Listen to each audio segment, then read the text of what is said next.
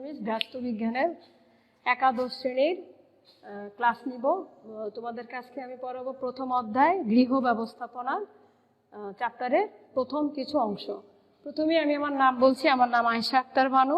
আমি রাষ্ট্রবিজ্ঞানের টিচার, প্রভাষক রাষ্ট্রবিজ্ঞান, জুরনপুর কলেজ। এবং তোমাদেরকে যে বইগুলো আমাদেরকে পাঠদানে সহায়তা করবে সেই বইগুলোর সাথে আমি তোমাদেরকে পরিচয় করে দিচ্ছি।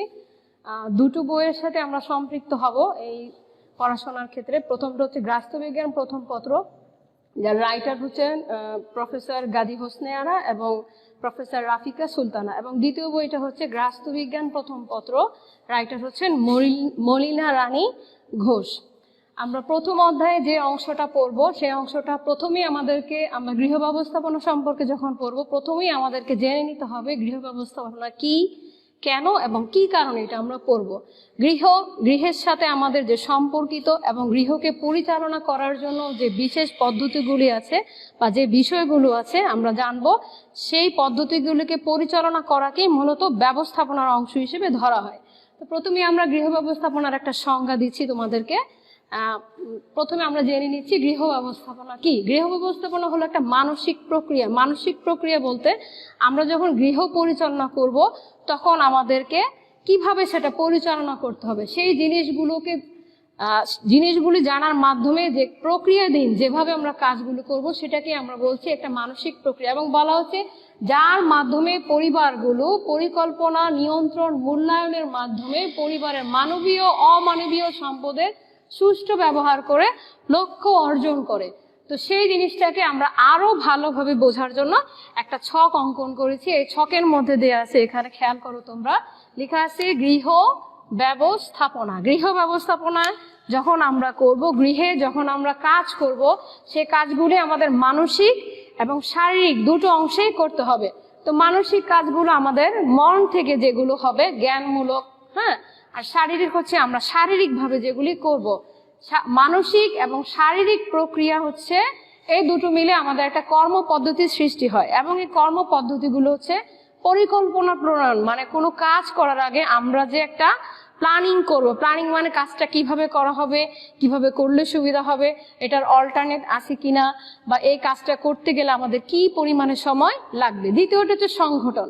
আমরা কাজ করতে যখন যাব, সে কাজ করার ক্ষেত্রে আমার কতজন লোক প্রয়োজন, কাদেরকে নিয়ে আমার কাজটা করা যায়, কোন ক্ষেত্রে কাদেরকে দিয়ে কাজটা সম্পন্ন করা যায়, সেই বিষয়টা আমরা দেখব। নিয়ন্ত্রণ হচ্ছে যখন আমরা একটা কাজ কন্টিনিউয়াস করতে থাকবো, কন্টিনিউয়াস করার পরে সেই জায়গাটা আমাদের একটা নির্দিষ্ট সময় থাকবে যে এই সময়ের মধ্যে আমরা এই কাজটা শেষ করব। সেই ক্ষেত্রে সেই কাজটাকে যাতে নির্দিষ্ট সময় শেষ করতে পারি সেজন্য আমাদেরকে নিয়ন্ত্রণ করতে হবে। এবং এই পরিকল্পনা, সংগঠন এবং নিয়ন্ত্রণের মাধ্যমে যখন আমাদের সমস্ত কাজগুলো শেষ হয়ে যাবে তখন সেই কাজটা ভালো কিনা মন্দ, সেই কাজটা করার যে প্রক্রিয়া সেটাই হচ্ছে মূল্যায়ন। তো এই চারটা কাজ করতে গেলে আমাদেরকে সম্পদের ব্যবহার করতে হবে। একটা হচ্ছে অমানবীয় সম্পদ, আর একটা হচ্ছে মানবীয় সম্পদ। অমানবীয় সম্পদ হচ্ছে বস্তুবাচক সম্পদ, যেগুলো হচ্ছে দৃশ্যমান, যেগুলোকে আমি স্পর্শ করতে পারি। আর অমানবীয় সম্পদ হচ্ছে জ্ঞান, তারপরে বুদ্ধি, বিচক্ষণতা, দূরদর্শিতা, এগুলোকে বোঝায়। এই সম্পদগুলো ব্যবহার করি আমরা লক্ষ্য অর্জন করব, এবং এই লক্ষ্য অর্জনের মাধ্যমে আমরা গৃহ ব্যবস্থাপনার যে উদ্দেশ্য সেটা সফল করতে পারবো।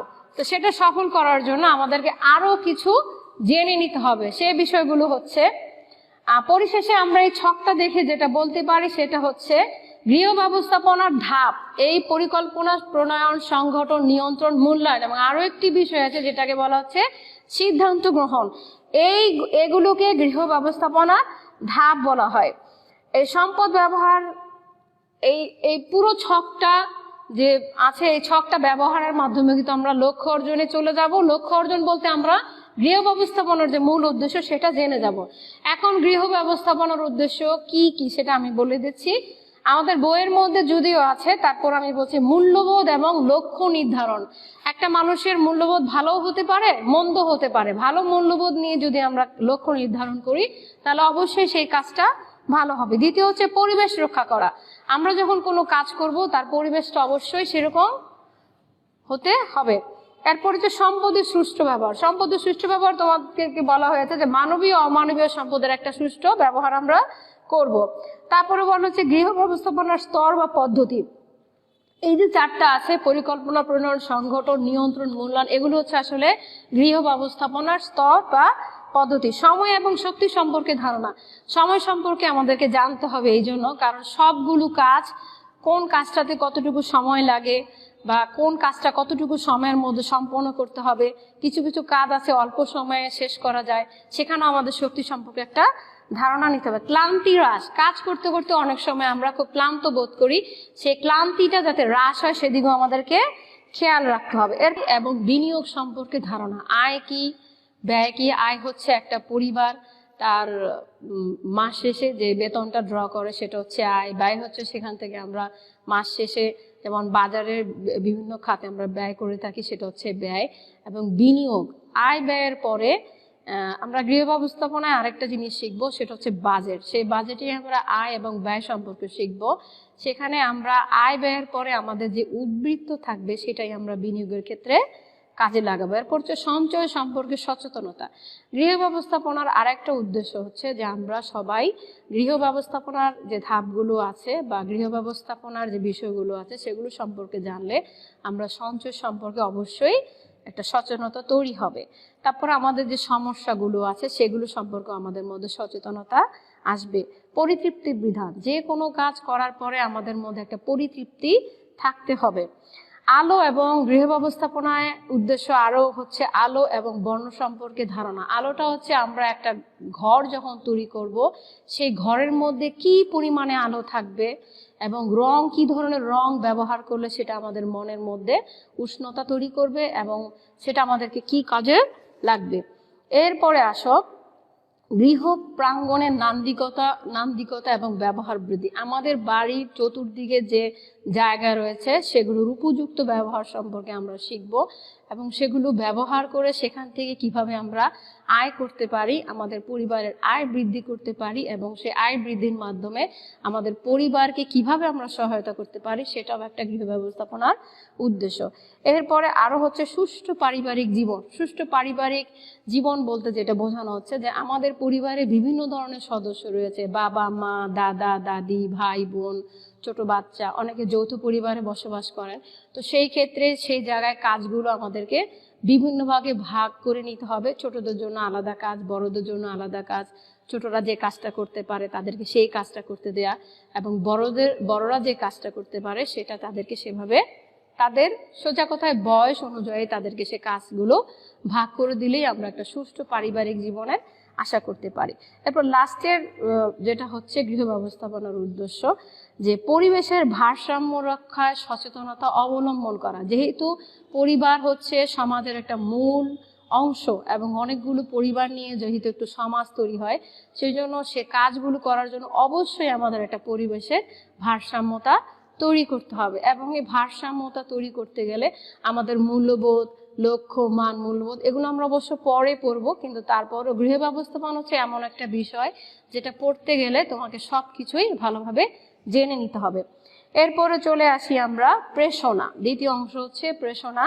প্রেষণা হচ্ছে কোনো ব্যক্তিকে তার কাজে অনুপ্রাণিত করা। যেমন ধরো কেউ একটা ছবি আঁকলো, ছবিটা খুব সুন্দর হয় নাই, ছোট বাচ্চাদের ক্ষেত্রে বলছি, ছবিটা খুব সুন্দর হয় না, কিন্তু যেভাবে হোক সে এঁকেছে, কিন্তু সেই ছবিটা যাতে সে আরো ভালোভাবে আঁকে, তা সে যদি কাজটা চালিয়ে যেতে পারে, সেজন্য আমরা কি করব, তাকে উৎসাহ দেব। উৎসাহ দেয়া মানে ছবিটা ভালো হয়নি তারপর আমাদেরকে বলতে হবে ছবিটা অনেক সুন্দর হয়েছে, তোমার কাজ ভালো, মানে তাকে প্রশংসা করে তার মধ্যে এনকারেজমেন্ট বাড়িয়ে তার মধ্যে সেই প্রেরণা তৈরি করে আমরা তাকে সেই কাজটাকে অনুপ্রাণিত করব। এই অনুপ্রাণিত করাকেই কোনো কাজে, কোনো ব্যক্তিকে ভালো কাজের জন্য অনুপ্রাণিত করাই হচ্ছে প্রেরণা।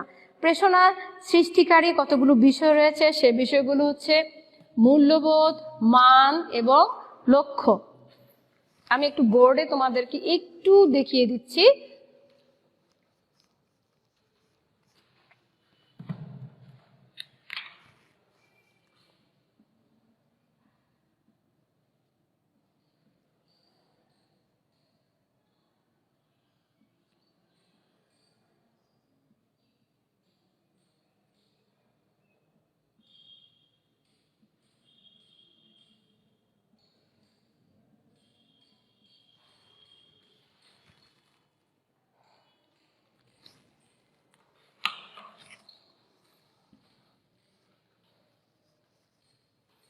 আমি চলে যাচ্ছি গৃহ ব্যবস্থাপনার আরেকটি অংশ, সেটা হচ্ছে প্রেষণা, লক্ষ্য, মান, মূল্যবোধ। প্রেষণা সৃষ্টিকারী উপাদান হচ্ছে এই তিনটি। প্রথমে বলছি আমি লক্ষ্য।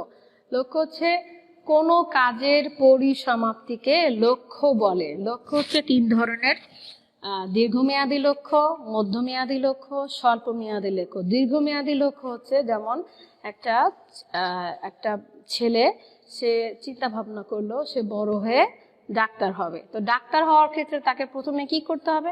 ম্যাট্রিকে একটা খুব ভালো রেজাল্ট করতে হবে, এবং সেই রেজাল্ট করার জন্য তাকে কি করতে হবে? খুব ভালো করে পড়াশোনা করতে হবে। সে ম্যাট্রিকে যদি একটা ভালো রেজাল্ট করে, এবং তার ব্যাকগ্রাউন্ডটা কি হতে হবে? সায়েন্স হতে হবে। সায়েন্স না হলে সে ডাক্তারি পড়তে পারবে না। ম্যাট্রিকে, ইন্টারে তাকে একটা ভালো রেজাল্ট করতে হবে। লক্ষ্যকে ঠিক রেখে, এই লক্ষ্যকে কেন্দ্র করে তার অন্যান্য কাজগুলোকে ঠিক রাখতে হবে। ঠিক রাখতে গেলে লক্ষ্য ঠিক আছে, সে ডাক্তার হবে। এখন মান, পড়াশোনার মান যদি তার ভালো না হয়, সোজা কথা আমি বলছি, সে লক্ষ্য স্থির করেছে যে সে একজন ডাক্তার হবে, কিন্তু তার পড়াশোনার মান যদি ভালো না হয়, কারণ আমরা জানি যে ডাক্তারি পড়ার ক্ষেত্রে আমাদেরকে যে রিকোয়ারমেন্টটা লাগে সেটা হচ্ছে আমাদেরকে ম্যাট্রিক, ইন্টার দুটোতেই সায়েন্স থেকে একটু ভালো রেজাল্ট করতে হয়। দ্যাটস মিন জিপিএ 5 অবশ্যই পেতে হবে। জিপিএ 5 ছাড়াও তার বায়োলজিতে অন্যরকম একটা দক্ষতা থাকতে হবে। এখন সে যদি ঠিক মতো লেখাপড়া না করে, যে রিকোয়ারমেন্ট আছে ডাক্তারি পড়ার জন্য, সেই রিকোয়ারমেন্টগুলি যদি সে ফুলফিল না করে, তাহলে সে এই লাইনে যেতে পারবে না। আর যদি যেতে না পারে, তাহলে কি তার লক্ষ্যটা পরিপূর্ণ হচ্ছে না। তাহলে আমরা বলবো যে মান হচ্ছে কোনো কিছুর ভালো এবং মন্দকে ধরে রাখার যে অংশটা, সেটাই হচ্ছে মান। অর্থাৎ কি, এখানে পড়াশোনার মান। এরপরে চলে আসছি মূল্যবোধ। আমি কিছুক্ষণ আগেও বলেছি যেটা, যে মূল্যবোধ হচ্ছে মানুষের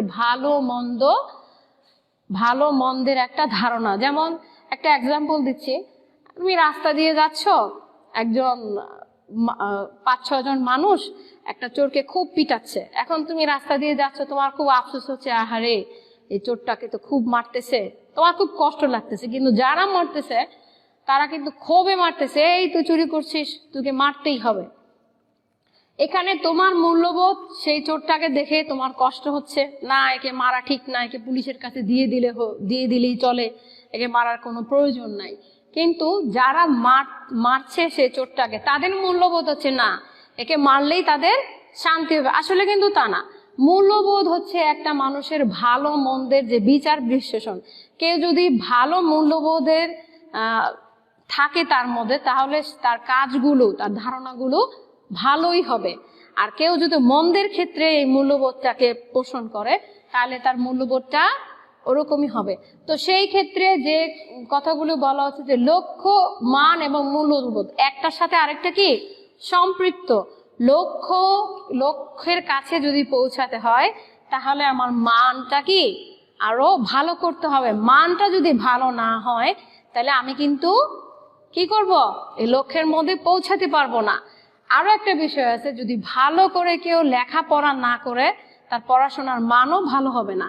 তো পরিশেষে আমি তোমাদেরকে যেটা বলতে চাচ্ছি, সেটা হচ্ছে যে গৃহ ব্যবস্থাপনা হচ্ছে এমন একটা বিষয়, আমাদের গৃহস্থ বিজ্ঞান, যেটা আমাদের জীবনের সাথে সম্পৃক্ত। এখানে আমরা অনেক কিছু করবো, আরো অনেক কিছু করবো। আজকে তো শুধু গৃহ ব্যবস্থাপনা সম্পর্কে বললাম, এরপরে আসবো আমরা গৃহ ব্যবস্থাপনার ধাপগুলো সম্পর্কে বলবো, এরপর লক্ষ্য, মান, মূল্যবোধ। তবে এক্ষেত্রে এই ফাঁকে একটু কথা বলে রাখছি তোমাদেরকে এই জন্য, যে প্রত্যেকটা চ্যাপ্টারের সাথে কিন্তু প্রত্যেকটা রিলেটেড। প্রথম চ্যাপ্টারটা যদি ভালোভাবে না পড়ো, তাহলে কিন্তু দ্বিতীয় চ্যাপ্টারটা আমি যতই বলি, তোমরা কিন্তু সেটা বুঝতে পারবে না। এই জন্য প্রথম অধ্যায় সম্পর্কে, এটা প্রথম অধ্যায়ের অল্প কিছু অংশ তোমাদেরকে আমি দিয়েছি, এবং এই যে লক্ষ্য, মান, মূল্যবোধ এবং গৃহ ব্যবস্থাপনার যে সংজ্ঞাটা আমি এখানে দিয়েছি, তার চেয়ে আরো ভালো, আরো সহজ সংজ্ঞা বইয়ের ভিতরে আছে। তোমাদেরকে শুধুমাত্র বোঝানোর জন্যই আমি এতটুকু দিয়েছি। এরপরে আরো কিছু কথা বলতে পারি তোমাদেরকে, সেটা হচ্ছে যে যেহেতু একটা চ্যাপ্টারের সাথে আরেকটা চ্যাপ্টার রিলেটেড, মানে একটা অংশ যদি আমরা ভালোভাবে না বুঝি, তাহলে দ্বিতীয় অংশটাকে আমি যদি তোমাদেরকে পড়েও তোমরা কিন্তু বুঝতে পারবে না। সেই জন্য আমি তোমাদেরকে যে বইটা আজকে ফলো করেছি, সেই বইটা হচ্ছে এই যে গৃহস্থ বিজ্ঞান রাফিকা সুলতানা এবং প্রফেসর গাজী হোসনে আরার বই। এই বইটাই আমরা দেখি, দুটো বই দেখি, কাজল ব্রাদার্সের বই, দুটো বই আমরা ফলো করি, তবে এইটা আমরা একটু বেশি ফলো করি। সেজন্য তোমাদেরকে বলছি তোমরা ভালোভাবে এই চ্যাপ্টারটা খুব ভালোভাবে পড়বে। দাঁড়াও, তাহলে তোমাদেরকে আরেকটু কথা যেটা বলতে হয় যে আমি যে ছকটা দিয়েছি তোমাদেরকে সেটাও আমি বই থেকে দিয়েছি। এই যে এই এই এই বইটা থেকে আমি বইটা খুলে একটু দেখাচ্ছি তোমাদেরকে। এই যে দেখো পেজ নাম্বার হচ্ছে 12। এই যে দেখো এখানে আছে এই ছকটা বইয়ের ভিতরে, যেটা আমি তোমাদেরকে বোর্ডে উঠিয়ে দিয়েছি। এরপরে যে গৃহ ব্যবস্থাপনার যে উদ্দেশ্যগুলো আছে এখানে আছে। আমার রিকোয়েস্ট হলো তোমাদের কাছে এইটাই, আমরা শুধু লেকচার দিব, তোমরা শুধু দেখবে তা না। আমি যখন লেকচারটা দিলাম তোমাদেরকে, তোমরা সেই অনুযায়ী বইটা খুলে কতটুকু অংশ পড়ানো হয়েছে সেটা অবশ্যই দেখবে। এবং পরিশেষে যেটা আমি লাস্টে যেটা আবারও বলছি সেটা হচ্ছে যে গৃহ ব্যবস্থাপনা হলো একটা পরিবারকে পরিচালনা করার জন্য সেই ব্যবস্থাপনা, যে ব্যবস্থাপনায় আমাদের সবগুলো পদ্ধতি থাকে। আমরা একটা পরিবার চালনা করার জন্য সেই পরিবারে পরিকল্পনা করি, তারপরে কাজটা কিভাবে করব সেজন্য একটা সংগঠন করি, কাজটা কিভাবে সমাধান করব এটার বিকল্প কিছু আছে কিনা। বিকল্প বলতে আমি এটা বলছি, ধরো তুমি এক কাপ চা বানালে, চা বানানোর পরে দেখছো তোমার ঘরে চিনি নাই, কি আছে, গুড় আছে। তো অল্টারনেট হিসেবে বিকল্প হিসেবে আমরা চিনির পরিবর্তে কিন্তু গুড় ব্যবহার করতে পারি। এরকম অনেক বিষয় আছে যেগুলো বিকল্প সমাধানও এই গৃহ ব্যবস্থাপনার মধ্যে আছে। এই যে আমি তোমাদেরকে যে প্রেষণা সৃষ্টিকারী উপাদানে একজন ছেলে ডাক্তার হওয়ার কথা বললাম, এখন মাঝ রাস্তায় এসে সে যদি বুঝতে পারে যে না সে ডাক্তার হতে পারবে না, তার পিছনে যাওয়ার কোনো কারণ নাই, কারণ ভালো ভালো ইউনিভার্সিটি আছে, সেই ইউনিভার্সিটিতে সায়েন্সের যে কোনো একটা ভালো সাবজেক্ট নিয়েও সে পড়ে তার জীবনের লক্ষ্যটাকে সে পরিপূর্ণ করতে পারে। তো সবশেষে আমি আবারও তোমাদেরকে বলছি, গৃহ ব্যবস্থাপনা এবং গৃহস্থ বিজ্ঞান, এই গৃহস্থ বিজ্ঞান হচ্ছে এমন একটা বিজ্ঞান যেখানে আমরা জীবনের গৃহস্থালী সরঞ্জাম থেকে শুরু করে একটা গৃহকে কিভাবে পরিচালনা করব, গৃহের সদস্যদেরকে কিভাবে সেবা যত্ন করব, এবং কর্মজীবী যারা মা আছেন বা চাকরিজীবী আমার মতো তারাও এটা পড়ে অবশ্যই জানবেন। আর মেয়েদের ক্ষেত্রে অবশ্যই এটা খুবই গুরুত্বপূর্ণ বিষয় যে কাজগুলো কতটুকু সময়ে কতটুকু শক্তি ব্যয়ের মাধ্যমে আমরা কাজগুলো শেষ করে অন্য কাজগুলো করতে পারি। তবে পরিশেষে তোমাদেরকে ধন্যবাদ জানাচ্ছি এবং আবারও বলছি তোমরা খুব ভালোভাবে এই গৃহ ব্যবস্থাপনার প্রথম অধ্যায়ে, রাষ্ট্রবিজ্ঞানের প্রথম অধ্যায়ে গৃহ ব্যবস্থাপনা চ্যাপ্টারটাকে একটু ভালোভাবে দেখবে। আমরা পরবর্তী ক্লাসে এই লক্ষ্য, মান, মূল্যবোধের লক্ষ্যের প্রকারভেদ আছে, মানের প্রকারভেদ আছে, মূল্যবোধের প্রকারভেদ আছে, এগুলো সম্পর্কে আরো ভালো করে বলবো। এই অধ্যায়ে আছে এই অংশগুলো এবং তাদের মধ্যে একটা নিবিড় একটা সম্পর্ক আছে, সেই সম্পর্কটাও তোমাদেরকে আমি বুঝিয়ে দিব। এই বলে আর আজকে আমি আমার ক্লাস সমাপ্ত করছি। সবাই ভালো থাকবে, আল্লাহ হাফেজ। ঠিক আছে।